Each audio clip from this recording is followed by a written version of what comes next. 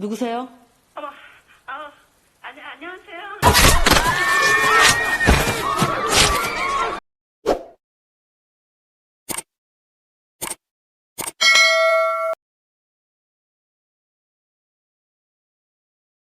Berkisahkan sebuah keluarga yang tinggal di sebuah basement kecil. Mereka terdiri dari sang ayah yang bernama Kim, sang ibu yang bernama Chung Sok, dan anak-anak mereka yaitu Ki-woo dan Ki-jong.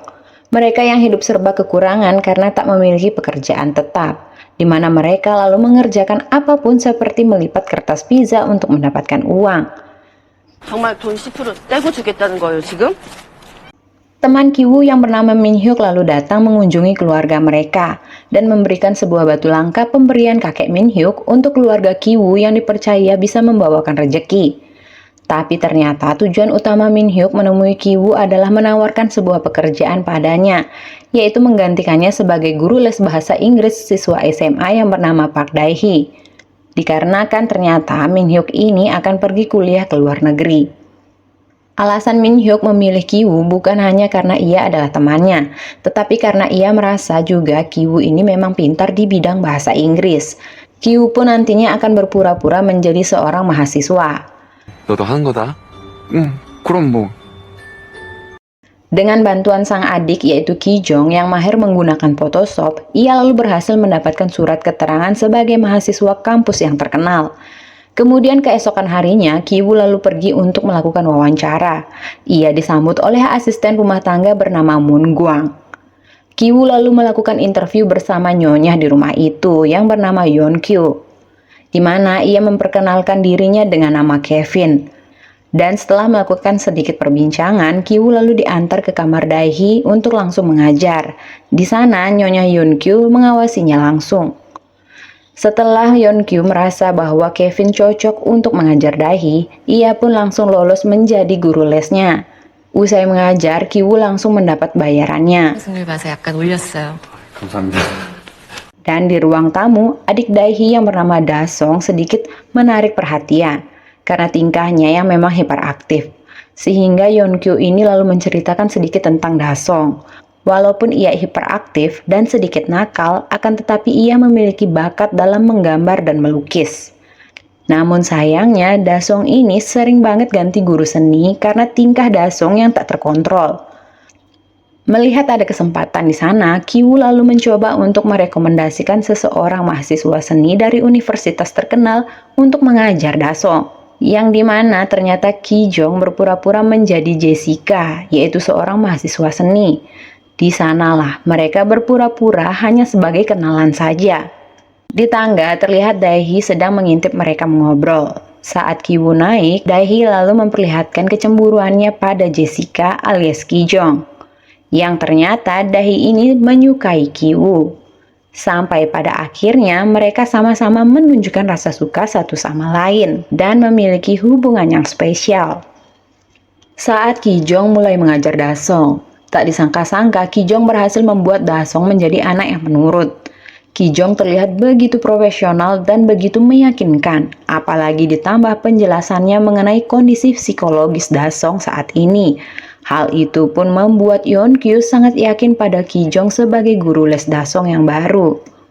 때문에 저의 급여가 상당히 높은 수준으로 책정이 될 것 같은데. Tak lama kemudian, Tuan Park yaitu suami Yeon-kyu pun pulang.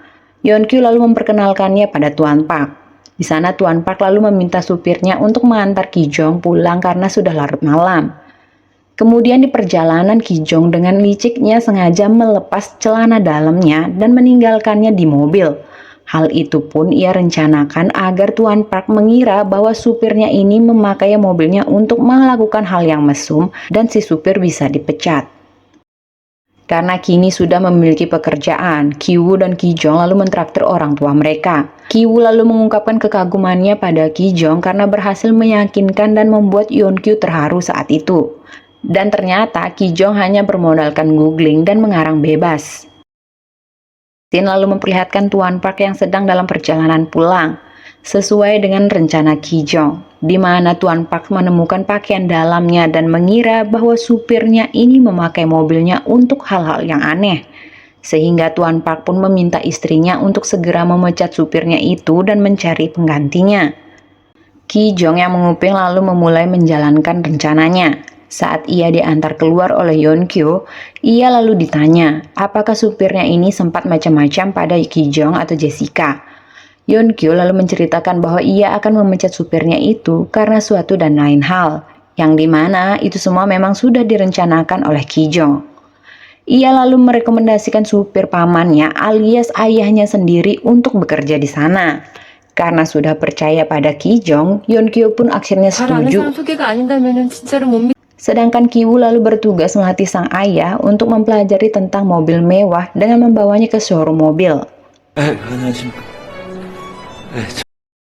Setelah berhasil menjadi supir, Kim berhasil membuat Tuan Park ini kagum karena kemampuan dirinya yang mengemudi tanpa Google Map dan menghafal semua jalan. Rencana mereka berjalan lancar. Kini tinggal satu orang yang perlu mereka singkirkan, yaitu Moon Gwang, asisten rumah tangga. Moon Gwang dulunya adalah asisten rumah tangga dari pemilik rumah sebelumnya, yaitu seorang arsitek bernama Tuan Namgung. Walaupun rumah itu kini berganti pemilik, Moon Gwang tetap menjadi asisten rumah tangga di rumah itu. Sehingga Moon Gwang sangat tahu seluk-beluk dari rumah Tuan Park. Keluarga itu pun menyusun rencana untuk menyingkirkannya dari rumah itu. Ki-woo lalu mengetahui kelemahan Moon Gwang dari Dae-hee, di mana Moon Gwang ternyata alergi pada serbuk buah persik yang bisa membuat dirinya ini asma dan batuk-batuk. Mereka lalu memanfaatkan hal itu dengan mengumpulkan serbuk buah persik dan menaburkannya ke Moon Gwang. Tuan Kim lalu melanjutkan rencana mereka, di mana ia berpura-pura tak sengaja bertemu dengan Moon Gwang di rumah sakit. Kim lalu menceritakan semuanya ke Nyonya Yeon Kyo, yang dimana ia mengatakan tak sengaja mendengar penyakit yang diderita oleh Moon Gwang. Ia lalu berbohong dan melebih-lebihkan penyakit yang diderita oleh Moon Gwang adalah penyakit yang menular seperti TBC. Yeon Kyo yang mendengar hal itu pun syok dan takut jika anggota keluarganya termasuk dirinya tertular oleh penyakit seperti itu. Dan benar saja, rencana mereka berhasil untuk mengeluarkan Moon Gwang dari sana. Dan ibu mereka pun Chung Sok kini menggantikan posisi Moon Gwang sebagai asisten rumah tangga di rumah itu. Kini keluarga itu pun bekerja di tempat yang sama dan di rumah yang sama, di mana mereka lalu berpura-pura tak mengenal satu sama lain. Sampai pada suatu hari, keluarga Park akan pergi berkemah dalam rangka merayakan ulang tahun Dasong. Keluarga Kim lalu menggunakan kesempatan itu dengan tinggal di sana dan bersantai di rumah itu seolah rumah itu adalah rumah mereka sendiri. Saat sedang minum bersama, Ki-woo lalu menceritakan hubungannya dengan Dae-hee yang kini mereka saling menyukai satu sama lain. Sehingga sang ayah pun berhayal jika suatu saat nanti Ki-woo akan menjadi menantu di rumah mewah itu. Tuan Kim lalu mengungkapkan jika keluarga Tuan Park ini sangat mudah ditipu, apalagi sang nyonya yaitu Yeon Kyo. Ia sangatlah naif. Saat sedang menikmati suasana, tak lama bel pun tiba-tiba berbunyi, di mana ternyata itu adalah Moon Gwang. Di sana Moon Gwang terlihat aneh dan sedikit babak belur. Ia meminta izin sebentar agar bisa masuk ke dalam rumah dengan alasan ia lupa membawa sesuatu miliknya yang tertinggal di dapur basement. Jong Suk lalu mengizinkannya masuk ke dalam basement dapur. 같이 내려가 보시겠어요? Karena lama tak keluar dari sana, Jong Suk akhirnya menyusul ke dapur. Dan di mana ia melihat Moon Gwang sedang mendorong lemari besar yang ternyata di belakangnya itu ada sebuah pintu menuju ruang rahasia atau bunker bawah tanah. Jong Suk lalu segera mengikuti Moon Gwang. Dan mereka diikuti oleh Kim, Ki-woo, dan Ki Jong. Di sana Moon Gwang memanggil-manggil seseorang yang ternyata adalah suaminya. Dan betapa terkejutnya Jong Suk saat mengetahui ternyata ada ruang rahasia dan ada orang yang tinggal di dalamnya. Moon Gwang lalu menjelaskan jika dia masih sering dihubungi oleh Dasong, sehingga dia tahu jika keluarga Tuan Park kini pergi keluar untuk berkemah. Ia lalu menggunakan kesempatan itu untuk menemui suaminya yang masih di dalam sana. Moon Gwang lalu menjelaskan jika suaminya telah tinggal di dalam bunker bawah tanah itu selama 4 tahun sebelum Tuan Park pindah. Jadi ternyata pemilik sebelumnya itu yang bernama Tuan Namgung saat menjual rumah itu kepada Tuan Park, ia tidak memberitahu pada Tuan Park kalau di sana ada bunker bawah tanah, sehingga bunker itu hanya diketahui oleh Moon Gwang. Nah, saat Chung Sok mengancam akan melaporkan polisi, tiba-tiba Kim dan anak-anaknya ini jatuh dari tangga, dan Ki-woo secara spontan memanggil Kim dengan sebutan ayah. Mengetahui hal itu, Moon Gwang lalu segera merekamnya. Dan kini mereka mengetahui rahasia satu sama lain. Ia yang sudah merasa janggal sejak awal pun mengancam akan melaporkannya pada Tuan Park jika mereka tak mau mengikuti kemauannya. 경찰서 가든지 감방에 가든지 이참에 아주머니. Keluarga Kim pun kini bersedia untuk mengikuti semua perintah dari pasangan suami istri itu. Saat suami Moon Gwang asik bercerita, keluarga Kim lalu mengambil kesempatan untuk menyerang mereka berdua dan berusaha mengambil ponsel milik Moon Gwang. Ki Jong lalu bergegas mengambil buah persik agar Moon Gwang pingsan karena alergi.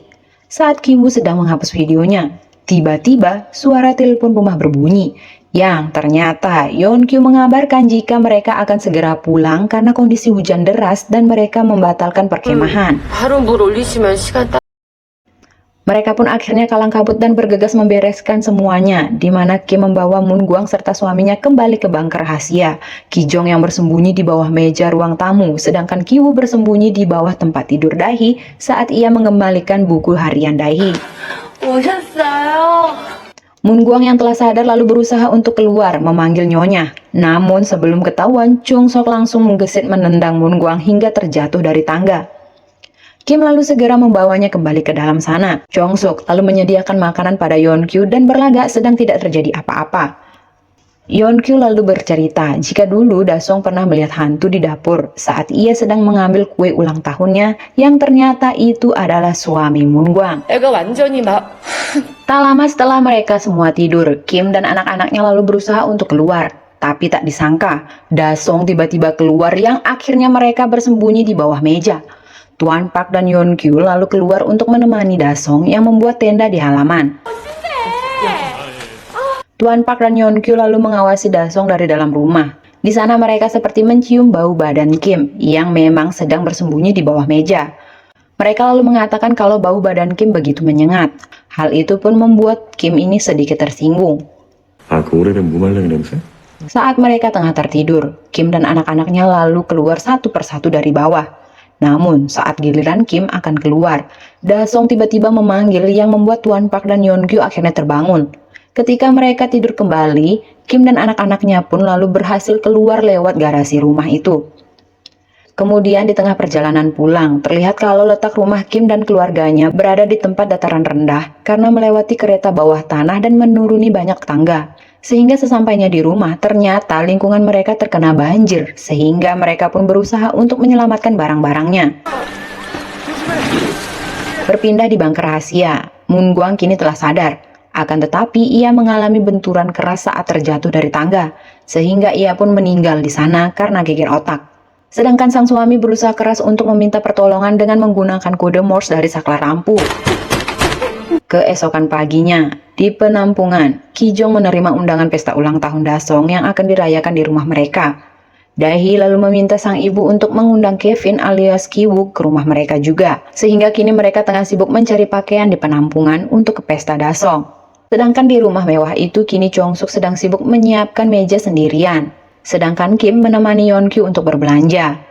Saat sedang di perjalanan pulang, terlihat Yeon Kyu agak tidak nyaman dengan bau badan Kim. Kim yang sadar akan hal itu pun sedikit tersinggung. Yeon Kyu yang sedang mengobrol di telepon sembari tertawa dan bersyukur dengan hujan yang semalam sehingga pagi itu begitu cerah. Berbeda dengan suasana hati Kim yang sedang terkena musibah karena hujan semalam.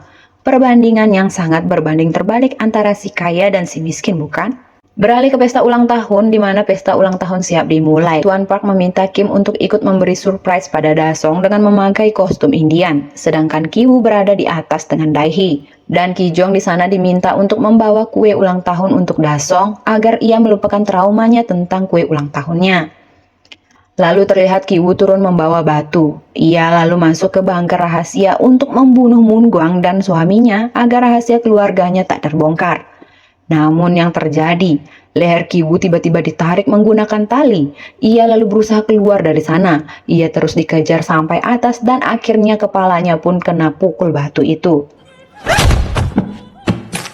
Suami Moon Gwang lalu naik ke atas dan mengambil pisau. Pesta ulang tahun Dasong yang kacau menjadi tragedi berdarah, di mana Jessica di sana ditusuk pisau di depan mata Dasong. Ki Woo lalu dibawa oleh Dahi dan mereka lalu saling menyerang. Kim lalu berusaha untuk menyelamatkan Ki Jong. Tuan Park lalu meminta kunci mobilnya pada Tuan Kim karena di sana Dasong tengah pingsan. Saat dilempar, kunci itu terjatuh tepat di bawah suami Moon Gwang yang sekarat setelah ditusuk oleh Jong Suk. Saat Tuan Park akan mengambil kuncinya itu pun, ia lalu tak tahan dengan bau badan dari suami Moon Gwang. Dari kejauhan hal itu dilihat oleh Kim yang sudah kadung tersinggung sebelum-sebelumnya dengan sikap Tuan Park dan istrinya yang selalu mengeluhkan bau badannya. Karena gelap mata, Kim lalu berjalan dan menusuk Tuan Park. Kim lalu kabur dari tempat itu dan kejadian itu pun menggemparkan media. Di rumah sakit, Ki-woo berhasil diselamatkan, namun ia kini mengalami geger otak, di mana ia hanya bisa tertawa dan tersenyum di segala situasi. Mereka lalu dijatuhi hukuman. Ki-jong meninggal akibat kehabisan darah, sedangkan Kim kini tak ada yang tahu di mana keberadaannya. Setelah ibunya dan Ki-woo bebas, kini mereka kembali ke rumah kecilnya dan bekerja serabutan. Diam-diam Ki-woo mengamati kegiatan di rumah itu, walau kini rumah itu sudah ditinggali oleh orang lain. Ki-woo lalu melihat lampu di bawah yang berkedip-kedip seperti kode Morse. Dan ternyata selama ini Kim bersembunyi di bunker rahasia setelah kabur dari kejadian itu.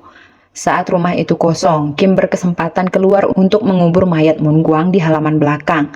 Hingga tak lama rumah itu lalu ditinggali oleh orang Jerman. Di sana Kim lalu bisa bertahan hidup dengan mencuri makanan. Ki-woo yang mengetahui ayahnya masih di sana lalu bertekad untuk giat mencari uang guna bisa membeli rumah itu. Terlihat ia dan sang ibu sedang menikmati pemandangan halaman belakang, dan sang ayah pun bisa keluar dan memeluk mereka berdua. Akan tetapi ternyata itu hanyalah hayalan Ki-woo semata. Pada nyatanya, Ki-woo dan ibunya masih tinggal di rumah kecil mereka. Dan film pun tamat.